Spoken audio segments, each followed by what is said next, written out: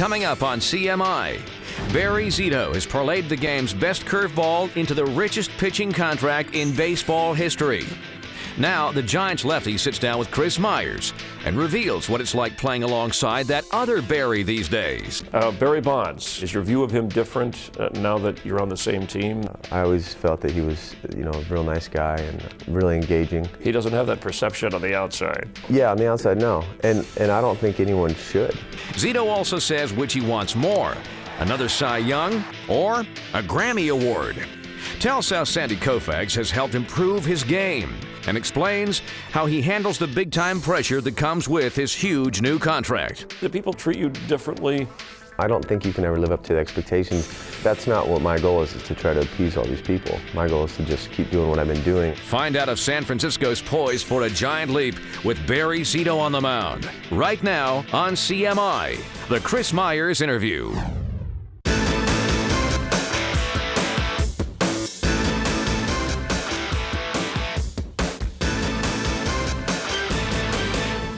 Thanks for joining us. Nice to have a few minutes with Barry Zito. Thanks for talking to us. Yeah, thank you. Now, congrats on the big contract, settling into San Francisco. Do people treat you differently with when they hear about the size of the contract that you signed? I think it was really the biggest change for me was right off the bat.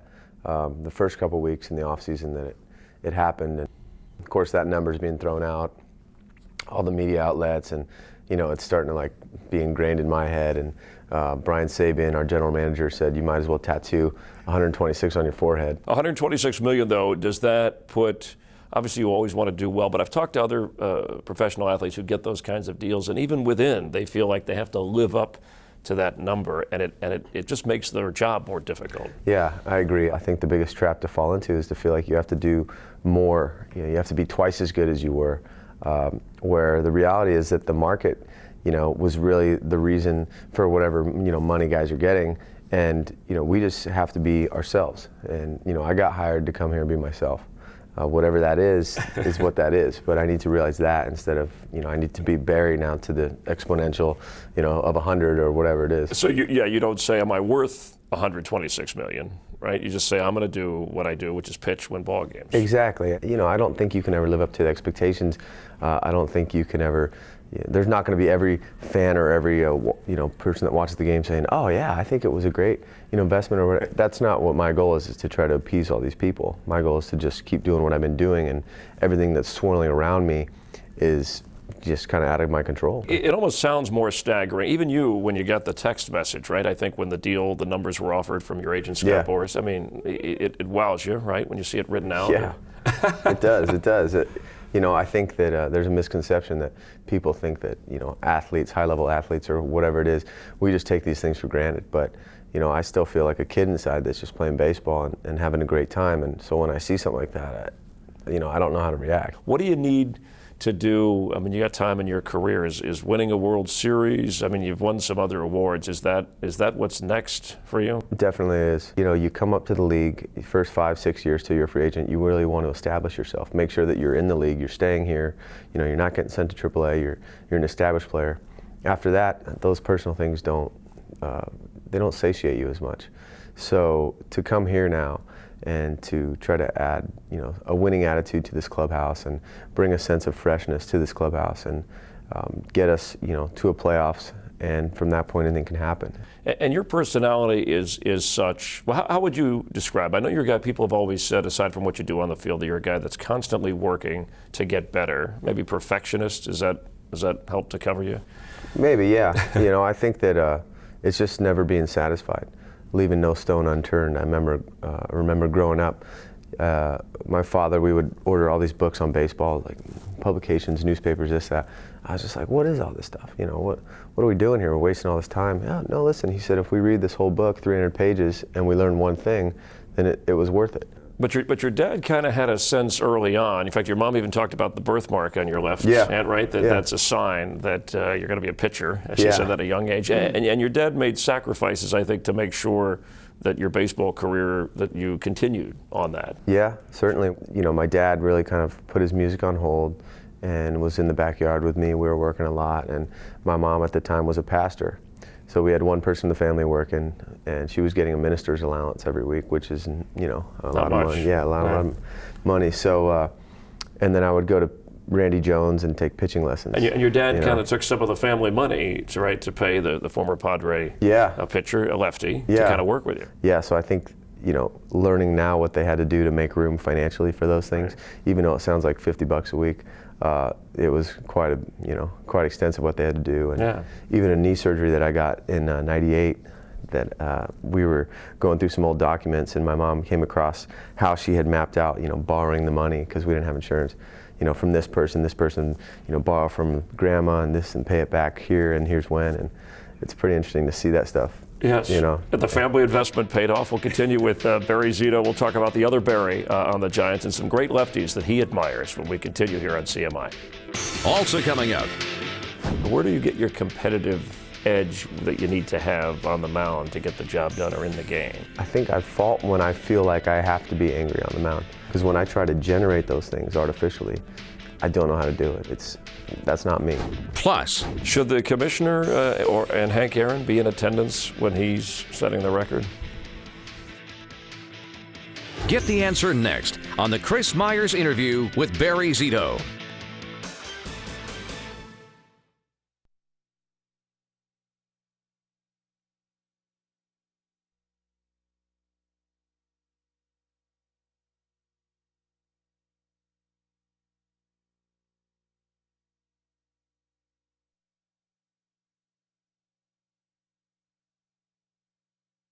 Welcome back to the Chris Myers interview with Barry Zito. To all the Oakland fans, if you guys are bored while the A's are out of town, come over, see some games, and you know, I think we got some seats for you. So. We're continuing with Barry Zito, who you kind of, I know you love music, and but pitching, you have a shrine in your house to Sandy Koufax. Some other, but talk about Koufax, and obviously a great pitcher, but your connection with him. Yeah, Koufax is a guy that I look up to now. I didn't really look up to anyone growing up. There was never, you know, that lefty in the league, say in the late 80s, early 90s, that I wanted to be just like. So Koufax is a guy that I've really latched onto here in the last. And he has a reclusive personality, so but you've talked to him, right? What'd you bring out in him, or how did he warm up to you? Yeah, we first met in 2002. Actually, January of '03, I was receiving the Cy Young in New York, and he was there presenting the NL Cy Young, and I was like, wow, this is the guy. You know, we went talked curveballs a little bit, and he was showing me how he threw his, and ever since, you know, we've had a couple conversations where I can call him on the phone. And you learn from him? Yeah, definitely. You know, he just... What is he? What's one thing that...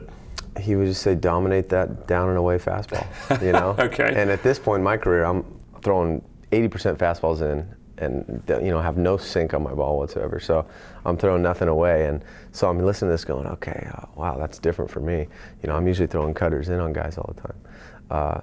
So, you know, we spoke here and there, and I would have his phone number and call him. And I think it was more just energetically to talk to a guy that had had that kind of success. How would an award in baseball, you've already had a Cy Young, relate to maybe a Grammy award for you? Is that something that could happen in your life? Oh, a Grammy? Yeah. You like music, you play the guitar. I love it. Yeah, I love music. You know, that would be just amazing.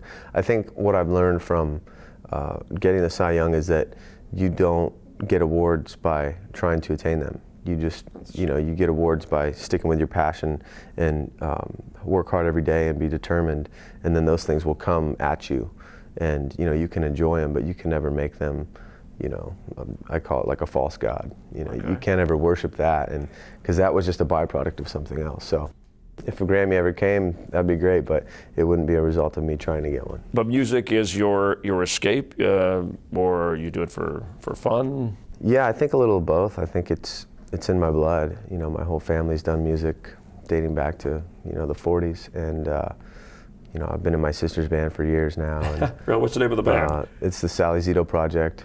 Okay. You know, she writes, and I've been the guitarist in that band for a few years. So it's an escape, but it's also more than that. It's also a great passion of mine. Who's your music idols? Jimi Hendrix, I would imagine, guitar. Right? You met Carlos Santana, right? Yeah, I met Santana. Yeah, he's been amazing. Hendrix created sounds on the guitar no one had ever heard.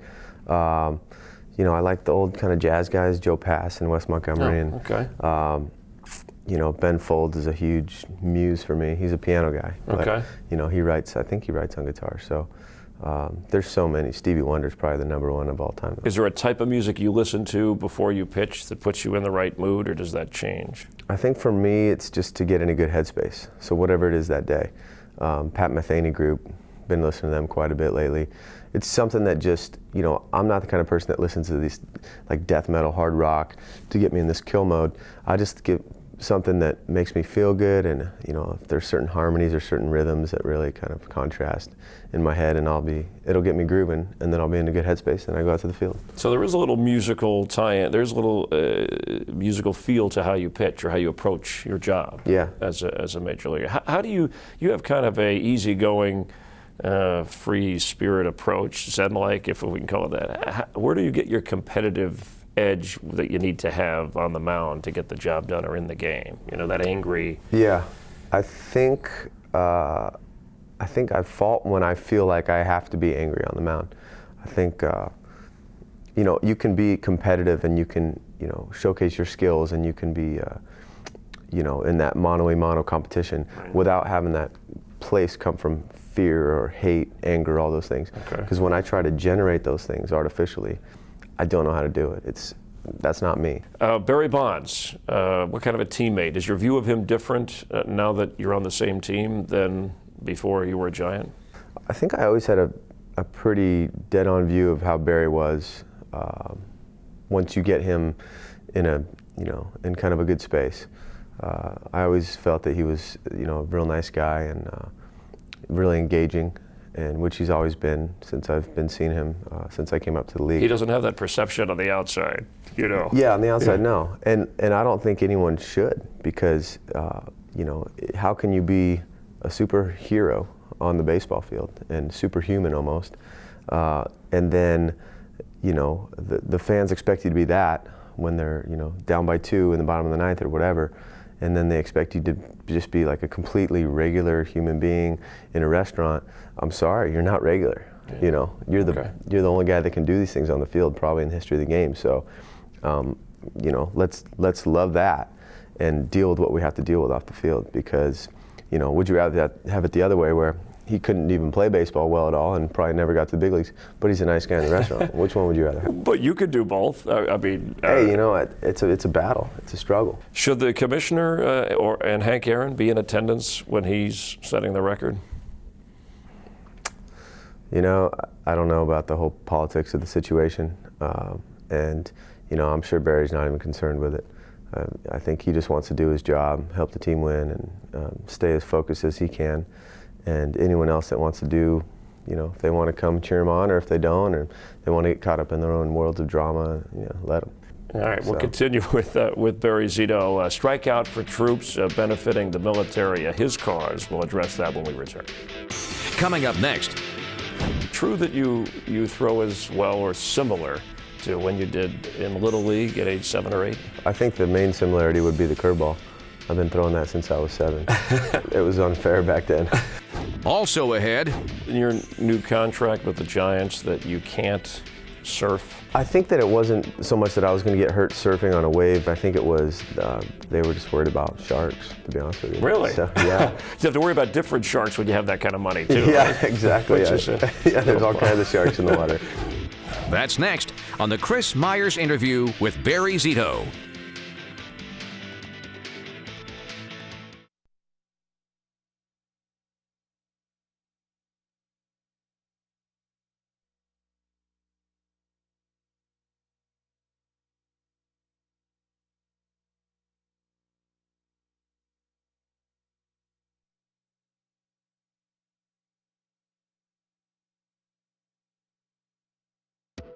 Coming up next on the Chris Myers interview, Barry Zito reveals the high cost of fame and fortune when it comes to friendships. Do you think you've had to change a little bit, make some adjustments along the way? Oh yeah, definitely. Become a lot more private. I've had to eliminate some people from my life too. Really? Just people that I felt that were a little too intrigued with the lifestyle, a little too intrigued with the team, and not so much about me. Also on the way. True or false that you danced in the Nutcracker Ballet? True. True or false you're dating Hillary Duff? Stick around for the answer when we return with more of the Chris Myers interview with Barry Zito.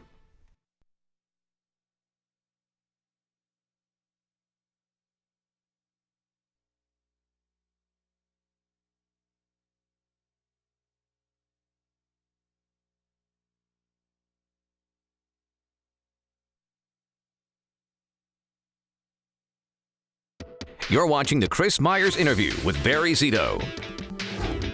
Durham sneaking in behind Gonzalez, the pitch. Breaking ball, swing and a miss. He struck him out.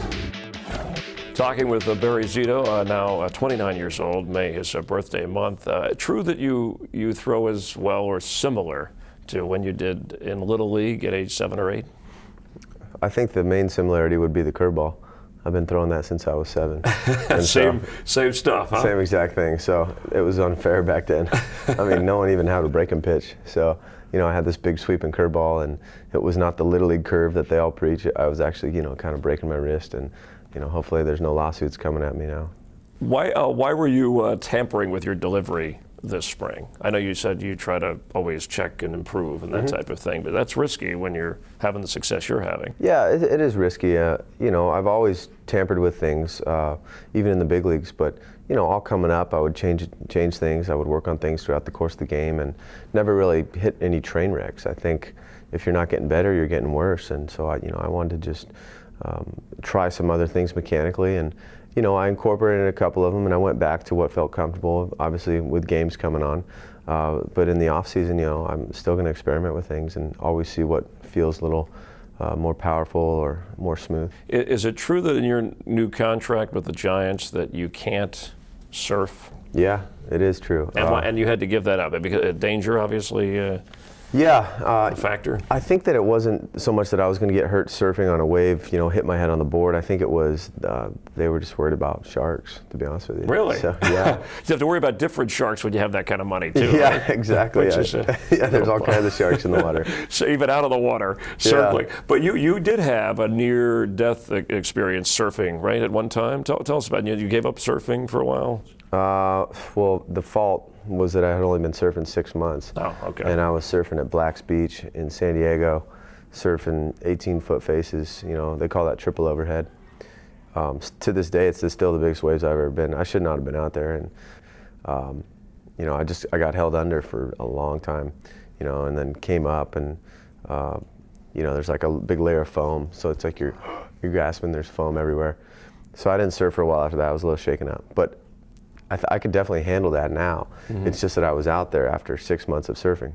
When you surf for 6 months, you basically still can't surf. So Barry, it became a passion of yours, and then I know with the kind of money you're making in the career, to give that up. Yeah, definitely. It's a heartbreak. I mean, maybe if there's a wave pool, I can get in the water and those things. No sharks, but it's just tough because that was an outlet for me, something real cathartic that I could just go and get away from the whole world. So you don't have everything, right? You have the contract, all that, so you had to give us some things up. A little true or false with Barry Zito, okay? True or false, you bought your own baseball cards on eBay that were autographed? Somewhat true. My sister did. Okay. Yeah. And reason being that? We just wanted to collect all my rookie cards. And we know that they're authentic, obviously. Yeah. Okay, yeah. Good. True or false that you danced in the Nutcracker Ballet? True. True. Tony La Russa was there too, though. Yes, so. You were and I think that was for charity too, yeah. Right? True or false? You're dating Hillary Duff? False. False. Nothing to that. Okay. No, we're just friends. Friends. Yeah. Okay. Alyssa Milano? Yeah, that's true. That was a couple years ago. Okay, but hold on. So how do you handle dating and that process? Your circle of friends with the kind of contract you have. You just have to trust your intuition. I think that's the biggest thing. When people have ulterior motives, usually I can pick up on it pretty well. And, the last few years, my circle around me has just become very tight. So for someone to penetrate through that, it's tough. Do you think you've had to change a little bit, make some adjustments along the way? Oh, yeah, definitely. Become a lot more private. Okay. A lot more private. I live out completely alone, out in the mountains. I just go home to this house now. I'm not kind of like frequenting all these areas now. I've had to eliminate some people from my life too. Really? Just people that I felt that were a little too intrigued with the lifestyle, a little too intrigued with the team or whatever I was doing, and not so much about me. Just like a good friend. Well, and I know that you were doing this a while ago, Strikeout for Troops, and you can go to the website, strikeoutfortroops.org. It's something we do on Fox Sports Radio. It's for a very good cause. But talk about how you and your dad, why that became a cause for you guys. Well, it was after 2004, the season. So this was, say, December of '04, and it was after the congressional hearings and the steroids and all those, testimonies and everything that was really just bad for the game. So, we thought of a way to get baseball just kind of, hey, let's come up with something where baseball can all pull together and we can donate for another great institution in this country, which is the military. Was it a couple hundred for every strikeout? Yeah, it started out with 100, now it's 400 to strikeout. Money goes right towards the men and women serving who come back in the hospitals, and the money will be used to bring their families out to the hospitals, to their bedside. Children, get them some child care. Maybe they can have some one-on-one time with their spouse.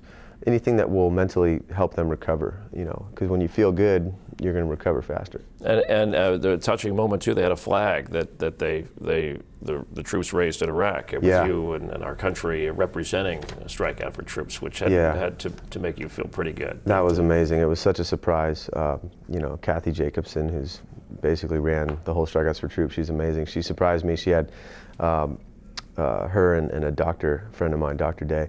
They had this flag flown over Baghdad in my name, and I don't even know what that entails, but I would imagine it's certainly no simple process. And they presented it to me here on the field, and my family flew up. So, that was just awesome. I still have it in my locker, the flag and the whole, the frame and everything. That's great. It's a way to serve your country in a different form.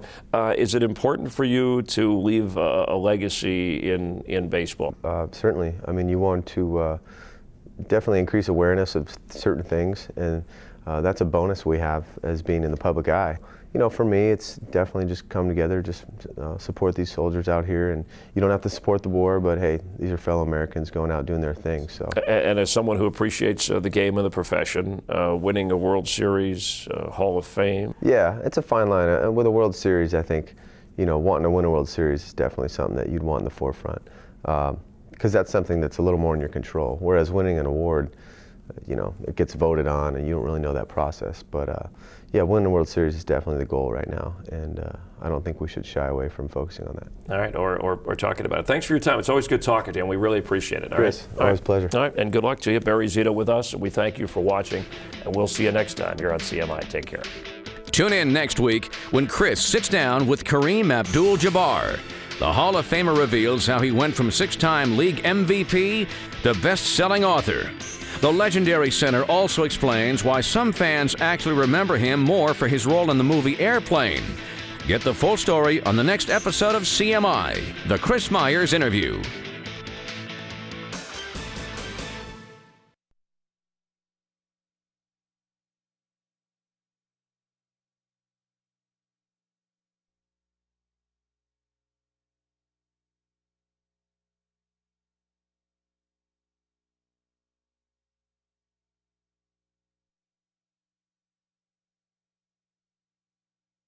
You're watching The Chris Myers Interview with Barry Zito. Durham sneaking in behind Gonzalez to pitch. Breaking ball, swing and a miss. He struck him out. Talking with Barry Zito, now 29 years old, May his birthday month. True that you throw as well or similar to when you did in Little League at age 7 or 8? I think the main similarity would be the curveball. I've been throwing that since I was 7. And same stuff, huh? Same exact thing. So it was unfair back then. No one even had a breaking pitch. So, I had this big sweeping curveball, and it was not the Little League curve that they all preach. I was actually, kind of breaking my wrist, and, hopefully there's no lawsuits coming at me now.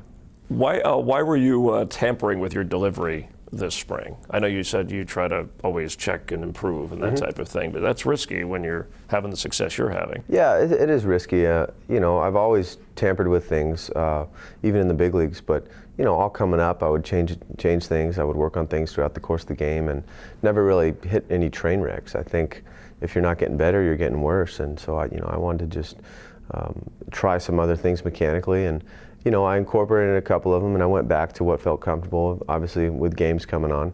But in the off season, I'm still going to experiment with things and always see what feels a little more powerful or more smooth. Is it true that in your new contract with the Giants that you can't surf Yeah, it is true. And you had to give that up because danger, obviously.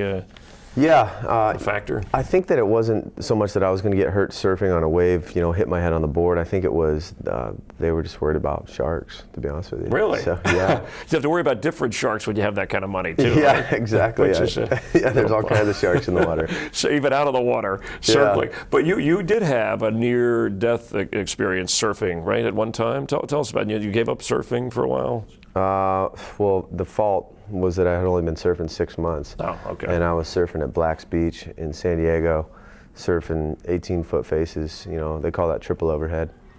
To this day, it's still the biggest waves I've ever been. I should not have been out there, and I got held under for a long time, and then came up, and there's like a big layer of foam, so it's like you're grasping. There's foam everywhere. So I didn't surf for a while after that. I was a little shaken up, but I could definitely handle that now. Mm-hmm. It's just that I was out there after 6 months of surfing. When you surf for 6 months, you basically still can't surf.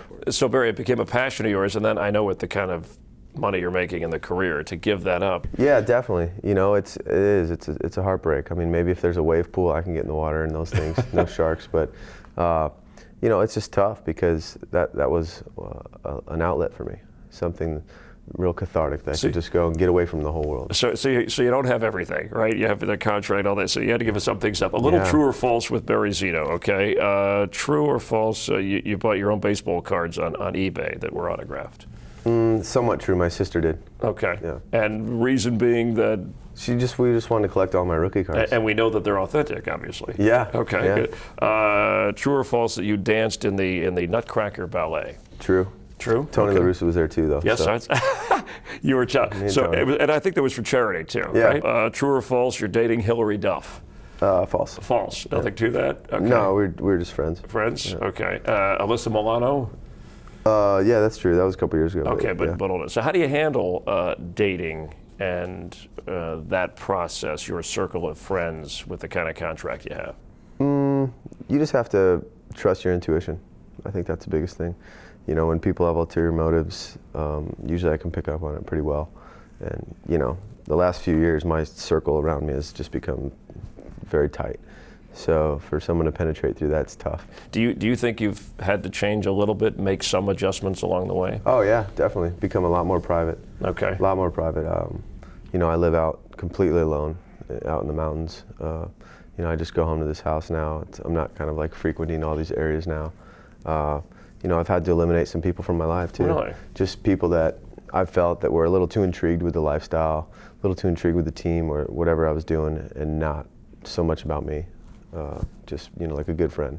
Well, and I know that you were doing this a while ago, Strike Out for Troops, and you can go to the website, strikeoutfortroops.org. It's something we do on Fox Sports Radio. It's for a very good cause. But talk about how you and your dad, why that became a cause for you guys. Well, it was after 2004, the season. So this was, say, December of '04, and it was after the congressional hearings and the steroids and all those, testimonies and everything that was really just bad for the game. So, we thought of a way to get baseball just kind of, hey, let's come up with something where baseball can all pull together and we can donate for another great institution in this country, which is the military. Was it a couple hundred for every strikeout? Yeah, it started out with 100, now it's 400 to strikeout.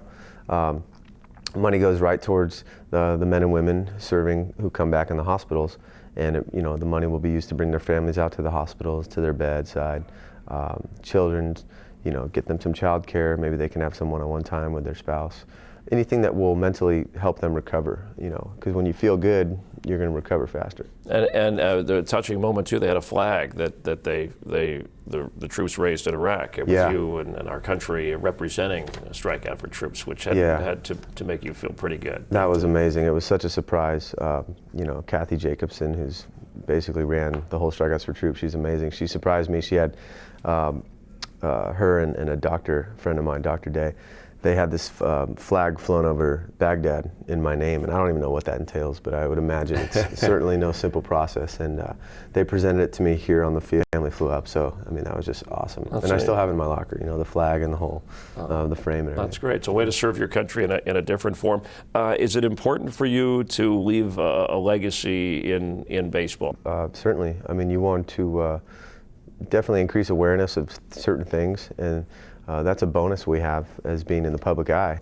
You know, for me, it's definitely just come together, just support these soldiers out here, and you don't have to support the war, but hey, these are fellow Americans going out doing their thing. So. And as someone who appreciates the game and the profession, winning a World Series, Hall of Fame. Yeah, it's a fine line. With a World Series, I think, you know, wanting to win a World Series is definitely something that you'd want in the forefront, because that's something that's a little more in your control. Whereas winning an award, you know, it gets voted on, and you don't really know that process. But yeah, winning the World Series is definitely the goal right now, and I don't think we should shy away from focusing on that. All right, or talking about it. Thanks for your time. It's always good talking to you, and we really appreciate it. Chris, always a pleasure. All right, and good luck to you. Barry Zito with us, and we thank you for watching, and we'll see you next time here on CMI. Take care. To see bonus footage of this interview, log on to foxsports.com on MSN. That's where you'll find streaming video from past interviews and previews of upcoming guests. It's only at foxsports.com on MSN. Keyword CMI.